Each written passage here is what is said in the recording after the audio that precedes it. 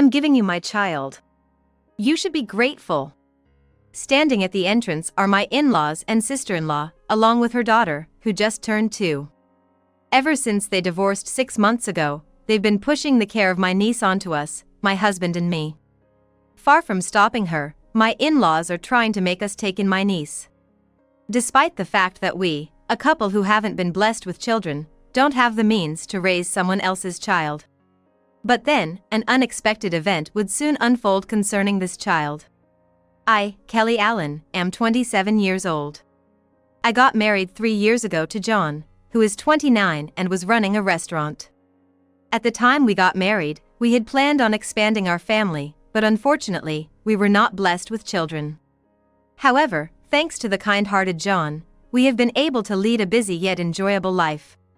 In fact, since getting married, I have only met John's family a handful of times. This is because John has never been very close with his family. Since opening this restaurant, the gap between them has only widened. Originally, John's parents were executives at a major family restaurant chain, and Julie also got a job at the same company through connections. They wanted John to join the same company, but John had a dream. I want to provide dishes that cater to each and every customer. Far from accepting his feelings, his sister treated him as if he was the bad guy. Are you criticizing our chain? It must have been irritating for Julie that John didn't listen to her. After being nagged continuously and having discussions that went nowhere, John eventually gave up trying to persuade them. I want to keep my distance from my parents as much as possible. If that's what you want, then I'll stay out of it too. Thus, we have spent our days together in peace. However, everything changed when Julie divorced and moved back into her parents' home 6 months ago. It was during lunchtime on a weekday. We were attending to customers as usual when the restaurant door was flung open. I'm here again today.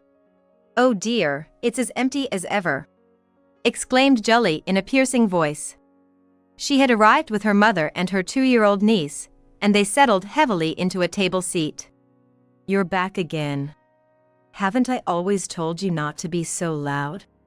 Always nagging, aren't you? Anyway, bring me the usual lunch, and make it quick. While it's great she visits, my sister-in-law, Julie, has never once paid. Honestly, we were at our wits' end and just exchanged looks with each other.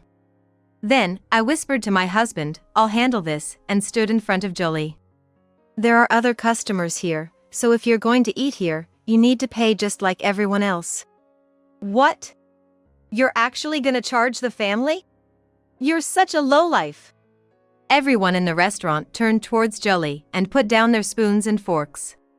Please don't raise your voice, it's disturbing the other customers. I asked her politely, but she wouldn't listen. It's all your fault. John's been poisoned by sticking with such a dull woman like you. The atmosphere in the restaurant froze at her harsh words. Then, my husband stopped cooking, rushed out of the kitchen, and said, If you're just here to cause trouble, please leave. If there's something you want to discuss, we can talk later. We'll correct any shortcomings, so please spare us any further trouble. But Julie wouldn't listen to me or my husband and just kept on complaining. Even her mother, instead of stopping her, arrogantly said, Hurry up and make it. Realizing we couldn't calm things down, we served them lunch. After eating, they left without paying as if it was the most natural thing in the world. And it didn't stop there, Julie began to behave even more selfishly. You guys. Take care of my niece Riker today too. Every day, my sister-in-law started dropping off her daughter at our shop. That's why I'm saying we're working. It's your responsibility as a mom to take care of her. What? I'm busy. Since there are hardly any customers, you might as well be useful to me. Julie forcefully pushed the care of her niece, Riker, onto me. To her, my husband and I were just free, unlimited babysitters. In order to completely offload the care of her daughter, Julie and her mother started visiting our restaurant frequently. I'm really sorry about my family. I didn't want to cause trouble for you or the restaurant, Kelly. A few minutes after they left Riker behind and departed, John sighed and muttered dejectedly. As Jolie said, our business wasn't exactly flourishing. However, their causing disturbances in the restaurant was also part of the reason. Our regulars, who preferred to dine in peace, gradually stopped coming to our place. At this rate, it's not just about John. Poor Riker. While quietly holding my niece, I sighed with a heavy heart. Nevertheless, we kept pushing through, but a few weeks later, our relationship with the in-laws took a sudden turn. One evening, after closing up, Jolie and my in-laws showed up not at the restaurant, but at our house. As soon as John and I opened the front door, she forcefully pushed Riker, who looked bewildered, towards us. "I'm giving you my child. Be grateful." Both John and I were shocked and our eyes widened. "Wait. What do you mean?" Even though I suspected it was harassment because we couldn't have children, I questioned her. "You guys are free since there are no customers, right? That's why I'm saying you should become Riker's parents." It turned out she had decided to completely abandon caring for her niece. Not only that, but the grandparents didn't want to take care of their granddaughter either. John's face turned red with anger at their irresponsible statements. "That's too much. You're giving up on Riker? Don't say such awful things. I brought her here thinking of you guys, who don't have children." Although only 2 years old, Riker seemed to sense the tense atmosphere and looked down nervously, sucking on her finger. "You don't have to worry about that. Please take her back." I firmly shook my head in response to Jolie's words. Children should be raised by their mothers. Anyone would understand how important a mother's presence is to a 2-year-old child if they just thought about it for a moment. "You have no right to refuse." If there were some serious reason, maybe, but I can't just nod in agreement to selfish reasons like it's just too much trouble. However, I firmly rejected her request. "Come on. We are busy with work. Besides, I just don't find a daughter with my ex-husband's blood cute at all." The next moment, when Jolie blurted out those words, I was deeply shocked. Those are words that a parent should never say. Especially not in front of Riker herself, which is absolutely reprehensible. Yet, my in-laws agreed with her and shared the same sentiment. Jolie and they together would just make this poor child miserable. Realizing this, I hugged Riker tightly in my arms. My instincts kicked in, driven by an unprecedented sense of mission. I must make this child happy. "All right, so you're really okay with Riker being our child?" When I asked her in a firm tone, Jolie just smirked. "Of course. And I'll specially sell you all her baby gear and toys. I don't need them anymore, so you'd better buy everything," she said in a condescending tone, while her parents smirked unpleasantly behind her. Not only shirking their parental responsibilities but also trying to squeeze money out of us, they're truly beyond redemption. However, if this means we can cut ties with them, it's actually a win for us. When I consulted with John, he felt the same way. "Yes, we'll buy everything at your asking price. In return, you two should never show your faces to John and me again." I responded with a resolute attitude, and she stepped closer to me, asserting, "Don't act so high and mighty, you're just a daughter-in-law. I was gonna do it anyway. Just be ready for a hefty bill later." With that, Jolie and her parents quickly left, having used us as they deemed necessary. Later, as she had declared, Jolie sent Riker's used toys and clothes in a box with cash on delivery, which included a bill for $30,000. With business slow and our finances already tight, I can't afford luxuries for Riker, but let's use the savings I had from before I was married. "No, but that's too expensive. It shouldn't cost that much." Honestly, I'm nervous about using up our savings. But, using the things Riker has already been using would make her feel more secure, right? As I waited for a response while watching my husband ponder silently, he finally agreed with me. "Yeah, you're right. Riker would be happier being raised by us than staying at her old home." "Thank you, honey. Let's protect this child together." And so, I ended up raising Riker as my own daughter together with my husband. Since then, our life became busier as we juggled managing the restaurant and raising a child. However, with the in-laws no longer visiting, our mental burden decreased, and both my husband and I have always loved children. Above all, Riker was so adorable, and I felt motivated to do anything for her. And the changes in our life weren't just about having a new family member. What a busy day today! Yes! I never imagined our restaurant would have a line out the door. After a long day, my husband and I looked at each other and laughed. Our restaurant, which had once been so quiet, experienced its first ever boom. Apparently, the omelette we recently added to the menu had gone viral on social media, and it had become famous without our knowledge. The most surprising part was how we started offering that omelette. Who would have thought we'd get such a chance from Riker? As I patted her head, still only speaking in simple words, I muttered. In fact, while brainstorming new menu items, Riker suddenly said, "Omelette." Surprised, and since we weren't offering omelette at the time, I made one loaded with eggs and covered it with the demi-glace sauce we use at the restaurant. And, as John always did, we served it in a way that suited each customer individually. This became an unexpected hit. Furthermore, Riker continued to help out. Whenever I was coming up with new menu items, she would mutter names like Napolitan or pudding, and when John adjusted and served them, they were very well received. Customers would say, "This is exactly what I wanted to try," and eat with pleasure.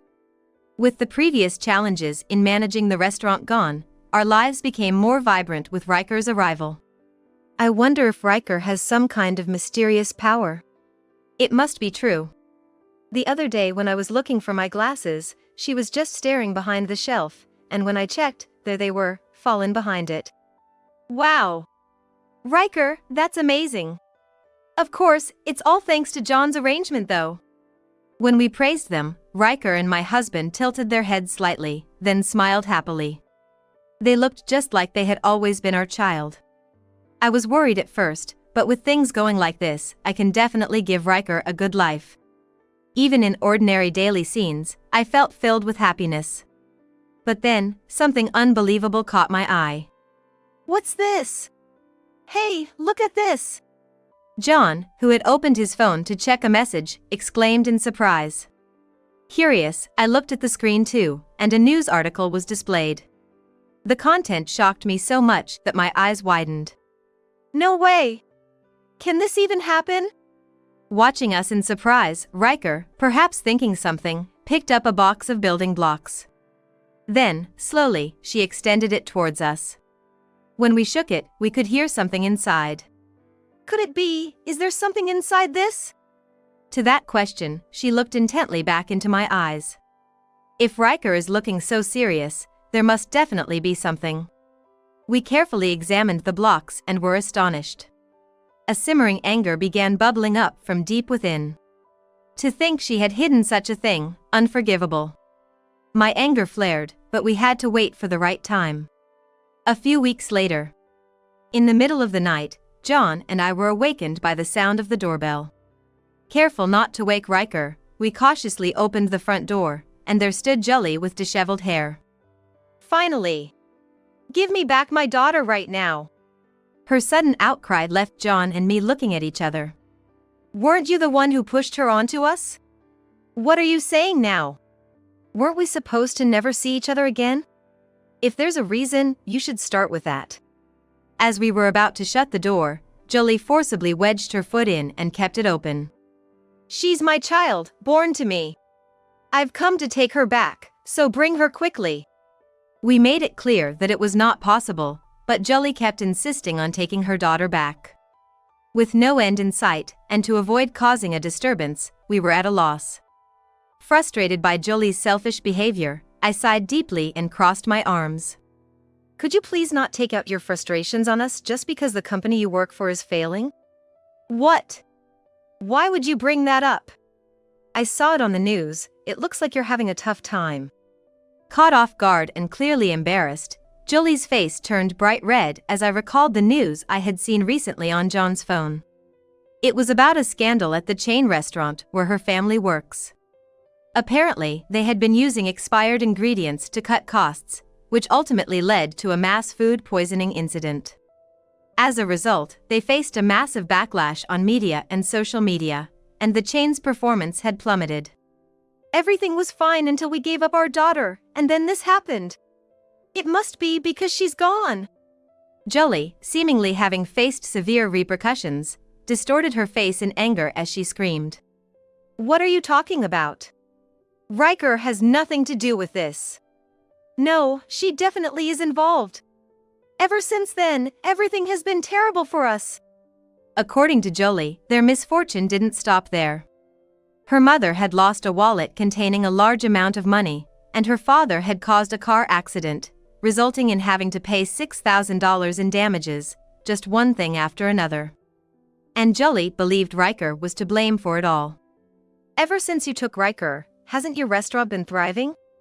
I can only think she's involved. At her words, John and I were rendered speechless. While we couldn't blame all the misfortunes of her family on Riker, we couldn't deny that the child might have some mysterious power. It was strange how fortune kept following us while they faced difficulties. Maybe I should help them out a bit. Despite the bad feelings they caused, it's hard to watch someone suffer. Just as I was about to speak, Jolie raised her voice sharply. With that child, we would be secure, and all this misfortune would come your way instead. As she attempted to enter the house, John and I stopped her, and any sympathetic thoughts I had quickly vanished. We will never hand Riker over to you. It's only been a few months, but we cherish her as our own child. We can't entrust her to someone who only wants her back for their own benefit. John and I glared at her with stern faces. Shut up. Don't talk towards my wife like that. You're so greedy. I am absolutely confident that I care for Riker far more than Jolie ever did. No matter what happens, I have no intention of letting her go, so please leave. I simply couldn't forgive Jolie for treating her own daughter like an object, something that should be treasured above all else. Moreover, our restaurant's success is because John has been seasoning and plating each dish according to our customers' preferences. John had maximized the hints he received from Riker by catering to individual tastes with options like rich flavor, light taste, or a bit spicy. And the plating varied as well. He adorned dishes with edible flowers for women who wanted to post on Instagram, and for men with hearty appetites, he piled on large portions, which became a talking point and led to our restaurant's great success. Still, without Riker, it wouldn't have become so popular, right? While Jolie had a point, I strongly believed that it was John's thoughtful consideration for our customers that made a significant difference. Give me back my cash cow. To talk about Riker that way, I despise it. John looked at Jolie with a face full of pity. No matter how much you cry or scream, my mind won't change. I don't want to see your face anymore. In calm anger, I presented a flash drive in front of her, who showed no signs of leaving. The misfortune isn't because of my daughter, but a punishment for doing things like this, right? The next moment, Jolie's face turned pale upon seeing the drive. That's the one my parents and I have been looking for. Why do you have it? It came out of the toys. It might actually be worth what you paid for it. At that time, the drive had been inside the box Riker handed to us. Given all the mysterious powers she had shown, I thought there must be a reason she handled it, and what emerged was data from a secret ledger. There were receipts from the original suppliers and traces of them being fraudulently inflated. Apparently, her parents, who had been executives, were in charge of managing ingredient purchases, and had been embezzling by charging the company more than what they paid, pocketing the difference. Moreover, when we calculated the data on the flash drive, it turned out that the amount embezzled was about $2 million. Somehow, Riker had sensed something and had hidden this flash drive, which was as vital as life itself to my in-laws, along with some blocks. I can't believe it wasn't found even after we turned the house upside down. We were even more shocked. What have you been doing? Shut up. Give it back, you even looked inside it. When Jolie snatched the flash drive from my hand, she looked relieved. I've already informed your company about this. However, realizing it was too late, she began to tremble at my words. No. If they find out about the embezzlement, our lives are over. Then, losing her initial bravado, she suddenly collapsed to her knees and began to sob. I apologize for everything up to now. So, call the company and tell them it was a mistake. I shook my head vigorously and looked at her with cold eyes. It's not just me, my parents are also going to suffer greatly. Please, I'm begging you, help us. No matter how much she pleaded, her past behavior and crimes could not be erased. Looking at my husband, he muttered, "Don't forgive her. There's nothing more we can do. Accept reality." Eventually, as I spoke to Jolie's tear-streaked face, she began to dial with trembling hands. I could hear the voices of my in-laws on the phone. As Jolie explained what had happened, they screamed in shock and then asked to speak with me. As soon as I took the phone, my in-laws repeatedly begged, "Please do something, we're begging you." I listened silently, but after a while, I took a deep breath. You must atone for your own sins. Goodbye. After saying that, I ended the call and handed the smartphone back to Jolie. Think it over again. If you really want to raise Riker, I'll let you have her. Would that be okay? I doubt we could ever understand each other no matter how much we talked. Please leave, it's a nuisance. If you don't go, I'll call the police. Jolie flinched and then backed away, so I mercilessly closed the door. Peeking from the second-floor window, I saw her walking away dejectedly, her figure gradually fading into the distance. This really ends our connection. Afterward, my in-laws and Jolie were fired from the company for embezzling money. They were sued by the company and eventually arrested. Furthermore, after serving their sentences, they will have to repay the $2 million they embezzled. Even after they get out of prison, they will suffer for a long time. Truly, you reap what you sow. Meanwhile, we officially adopted Riker as our daughter. John and I continue to run our restaurant and watch over Riker's growth. Our restaurant remains prosperous, and the extent of this child's abilities is still unknown. Whether she has mysterious powers or not, John and I will continue to love Riker more than anyone. She is our precious daughter, after all.